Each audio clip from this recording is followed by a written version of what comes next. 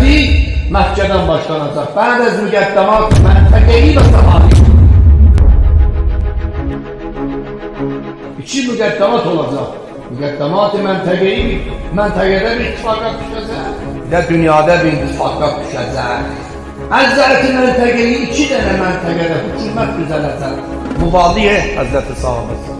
Təqumul dövlətani, müvaliyətani lil-Məhdi əleyhissalam fi İran və Yemen. Bir müddət qalanda Həzrəti zuhuruna yəxuzunə hərvən tavilətən və yəntasirunə fiyha. Həzrət buraya ki, bir ağır zəncə girəcək Məhdi İranlılar. O zəncidə də başı uda çıxacaq. 8 il zəncə girəcək. Sümmə yəzhəru fiyhim qübeylə zuhurihi əleyhissalam şəxsiyyətan. Həzrətullah az qalanda zuhuruna İranlıların içindən iki şəxsiyyət çıxacaq. Bir dənə şəxsiyyət-i siyasi rəhbərdir, bir dənə şəxsiyyət-i nizami. Əs-Seyyidül Xurasani, Əl-Qaidül siyasi və Şüeyb-i Salih Əl-Qaidül əskeri. Bir dənə qaid-i siyasi çıxacaq Seyyid-i Xurasanidir. Xurasandan çıxacaq bu və bir dənə rəhbər-i nizamidir.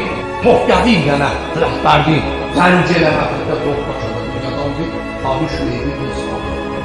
Məlum o rivayətdən İranlılar bu ikisinin sayəsində çox mühüm nəqşləri olacaq İmam-ı Zamanın hükümətində və Həzrəti zuhurunda.